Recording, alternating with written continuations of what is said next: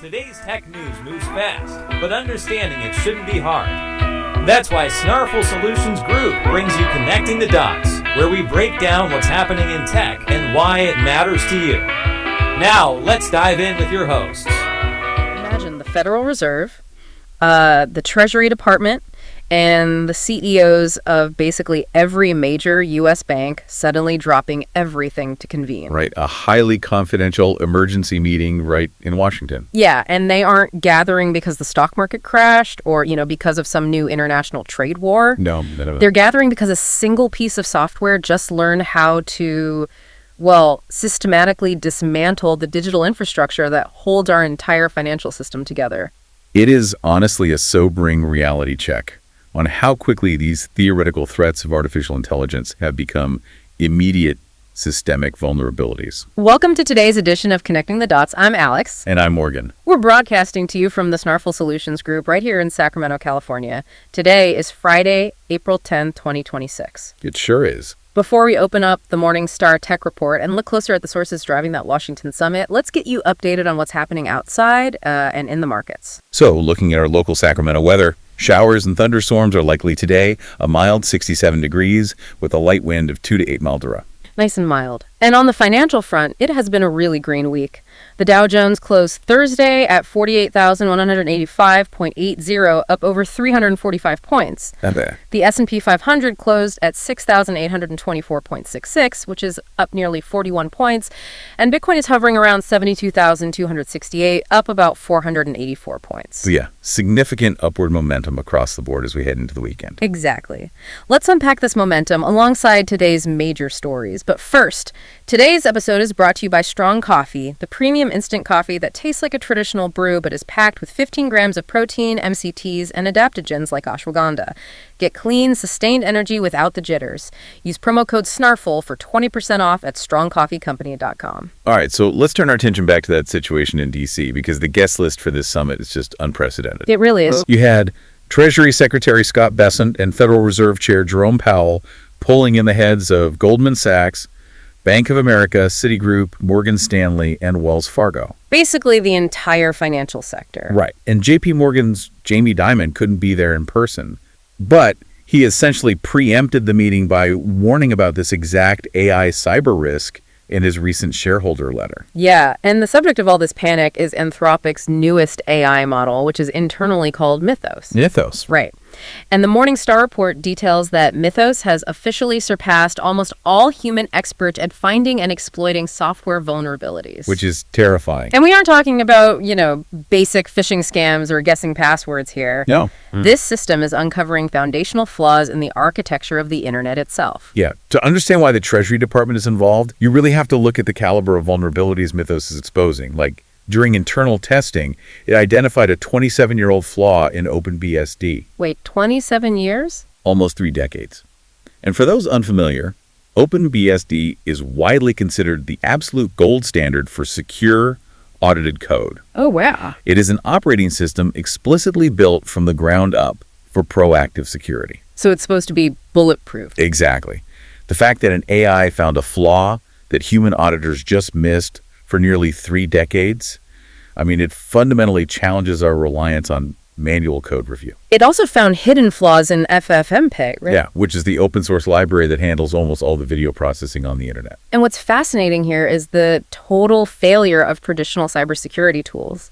The report actually notes that automated testing tools had scanned the FFmpeg codebase 5 million times. 5 billion. And found absolutely nothing. So why does Mythos see what 5 million automated scans just gloss over?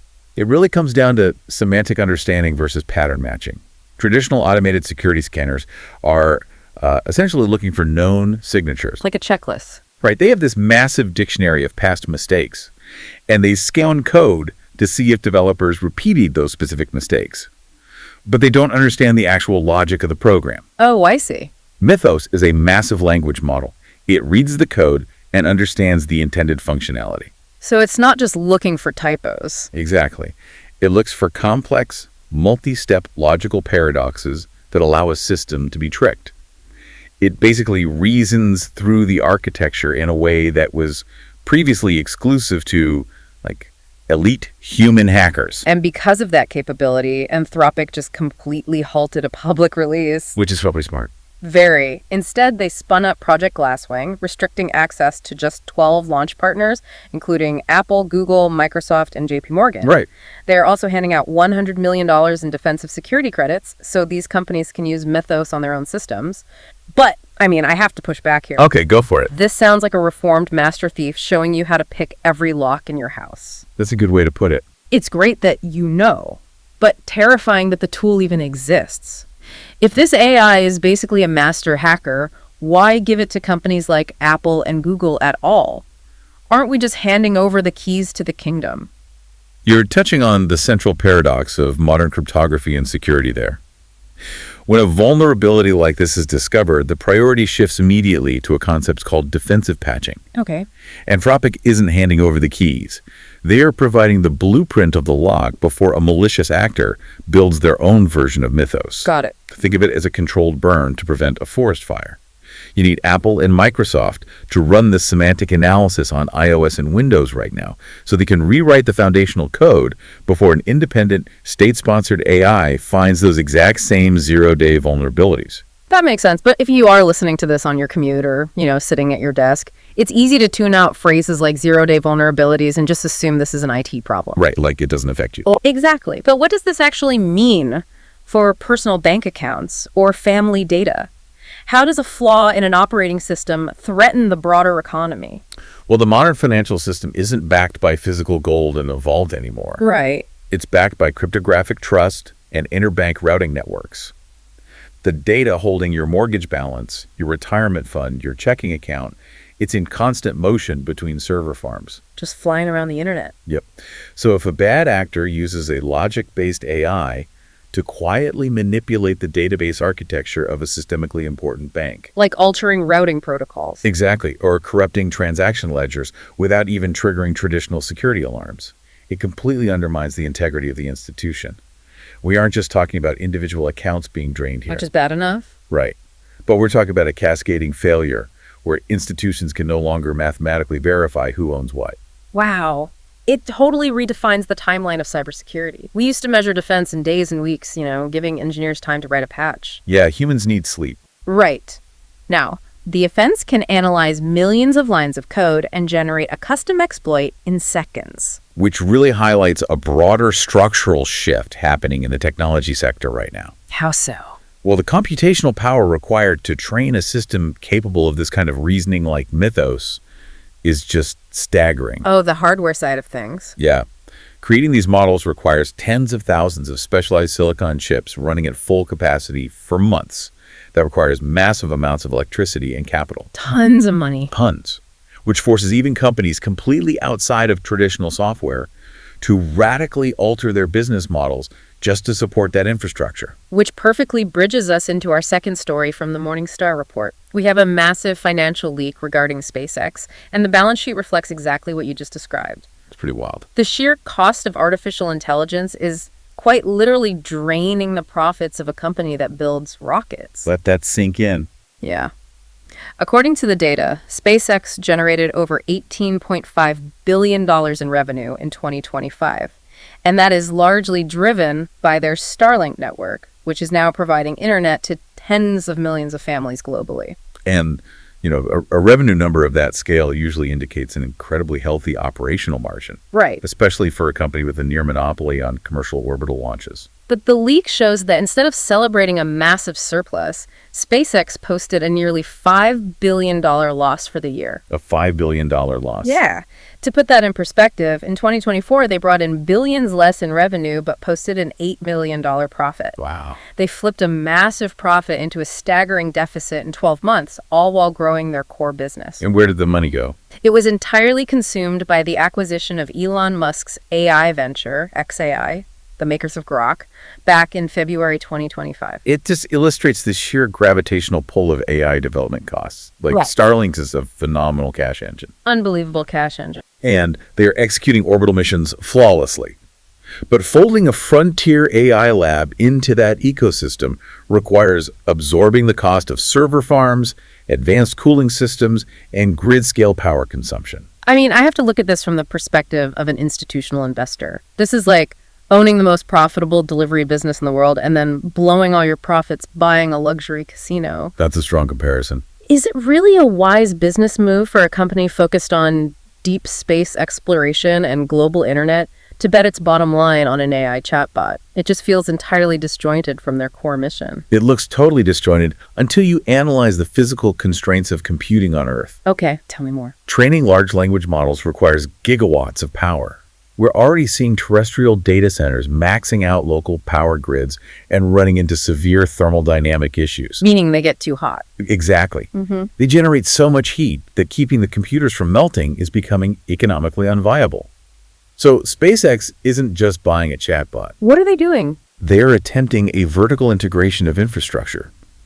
The leak details their intention to build and operate artificial intelligence computing facilities in orbital space. Wait, taking the data centers off the terrestrial power grid entirely? Yes. That's insane. If you construct massive compute clusters in orbit, you suddenly have access to 247 unhindered solar energy. Oh, bypassing the limits of earthly power grids. Right. You also leverage the ambient environment of space to help solve the thermal dissipation problems that plague terrestrial server farms. Because space is really cold. Exactly. Furthermore, SpaceX generates petabytes of highly complex telemetry data from their launches. An AI integrated directly into their hardware stack could theoretically optimize material sciences, launch trajectories, and satellite routing at a speed human engineers simply cannot match. It's an infrastructure play. Total infrastructure play. They are trying to own the physical layer, like the satellites, the connectivity layer through Starlink, and now the cognitive layer with orbital AI compute. You nailed it. And clearly, Wall Street is buying into this vision. The leaked documents reveal that despite carrying a $5 billion loss, SpaceX filed confidential IPO documents in March of 2026. Oh, the IPO. Yeah, they are aiming for an initial public offering with a $1.75 trillion market cap. A trillion with a T. That valuation indicates that institutional money sees terrestrial compute constraints as a hard ceiling for other tech giants. Right. If SpaceX can effectively relocate the most resource-intensive industry in human history into low Earth orbit, short-term deficits become largely irrelevant. It's a bump in the road. Exactly. They're essentially asking the market to fund the industrialization of space based on the immediate computational needs of artificial intelligence. It's just fascinating to look at the macro scale of this. We have tech giants trying to outmaneuver AI hackers like Mythos, and aerospace companies spending billions to build orbital server farms just to keep pace with AI development. Yeah, the scale's massive. But if we bring this back down to Earth, it raises an immediate, really practical question for you listening. While these trillion-dollar companies wage this infrastructure war, how do working professionals secure their own daily communications? And that brings us to a highly pragmatic update from Google, which actually represents a massive shift in consumer-level cryptography. Let's look closer at that. So Google is natively rolling out end-to-end encryption, or E2EE, on the Gmail app for Android and iOS enterprise users. When people hear a headline like that, the immediate reaction is usually confusion. Oh, for sure. Like, wait, if they are just adding this now, does that mean our emails weren't actually secure before? It's a fair question, but it requires a clear distinction between transit encryption and end-to-end encryption. Okay, break that down for us. Historically, Gmail has utilized transport layer security, or TLS. That means when you hit send, the data is encrypted via complex mathematical algorithms as it travels across the public internet to Google's data centers. So anyone trying to intercept it mid-flight just sees scrambled ciphertext. Correct. However, once that data arrives at Google's servers, Google possesses the cryptographic keys to decrypt it, scan it for spam, categorize it, and store it. So the data is protected from outside interceptors, but the provider itself, Google, still technically has access to the plain text content. Yes, which is how they power features like calendar syncing and predictive text. Ah, right, of course. Precisely. But this new update implements client-side encryption, or CSE.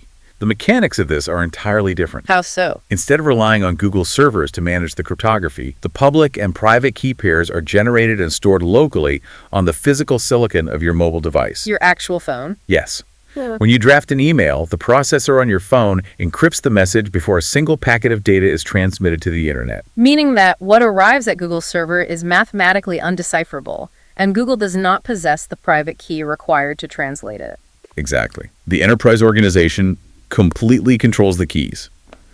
Google cannot scan the contents, cannot use it for advertising profiles, and crucially, cannot produce the contents of the email even under a subpoena. Because they simply do not possess the mathematical means to decrypt it. You got it. Implementing true client-side encryption has traditionally been a point of massive friction for professionals. Oh, absolutely. Like if you were an attorney handling privileged client data or a physician dealing with HIPAA compliance, you usually had to force your clients to use these really clunky third-party portals. It was awful. They would receive a notification, have to click a link, create a new username and password, all just to read a single secure message. It was a terrible user experience. And that friction is the primary reason why widespread adoption of strict cryptography has lagged. Human error and fatigue are always the weakest links in security. People just get lazy. Exactly. By integrating this natively into the Gmail app, Google is removing the behavioral barrier. If the enterprise admin has it configured, a user simply clicks a lock icon, selects additional encryption, and types their email as they normally would. And the cryptographic heavy lifting just happens invisibly in the background? Exactly. But what happens on the receiving end? If I send a client-side encrypted message to someone who uses, say, Outlook or Yahoo, are they locked out because they don't have the native Gmail app? Good question. Google solves the interoperability issue by allowing it to function seamlessly through a standard web browser. Oh, nice. Yeah, the recipient doesn't need to install any proprietary software or plugins. The necessary cryptographic handshake occurs within the browser environment, allowing them to decrypt the message locally and even reply securely. Provided they have the correct authentication credentials established by the sender. Right, exactly. This represents a vital layer of data sovereignty for anyone handling sensitive information. Being able to definitively prove that no third-party infrastructure, not even your email provider, can access the raw data of your communications provides an immense regulatory and professional shield. Especially in an era where, as we discussed earlier, AI models are becoming terrifyingly proficient at finding backdoor vulnerabilities in central servers. Yeah, it all ties together. Shifting the cryptography to the individual device hardware distributes the risk, rather than centralizing it in a single target. Makes perfect sense. Before we wrap up, a quick thanks to Old Glory, an iconic music and sports fan merch store, perfect for the techie in your life. Use promo code SNARFL for 15% off at oldglory.com. Awesome. Looking at the full spectrum of our analysis today, the narrative arc is just striking. We started by examining Anthropic's Mythos, an AI so adept at breaking down structural code that it forced an emergency summit among the nation's top financial regulators. Right. We then explored how the astronomical compute requirements to build systems like Mythos are fundamentally restructuring companies like SpaceX. Pushing them to consider moving server farms into orbit. Yeah. And running massive financial deficits to secure an AI monopoly.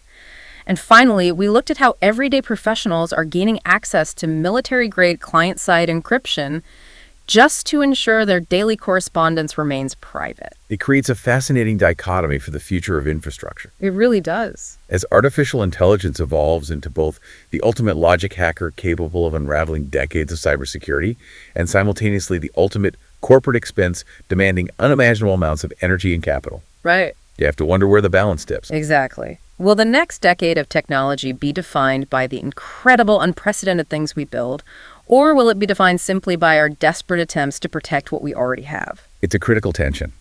And the way these companies navigate the cost of security versus the pursuit of innovation will absolutely dictate the landscape of the entire digital economy. We're here to help at Snarful, so reach out on our website if you have any more questions.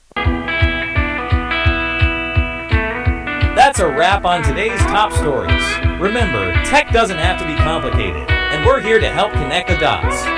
If you've got questions or want to learn more, visit us at snarful.com. Thanks for listening, and we'll catch you next time.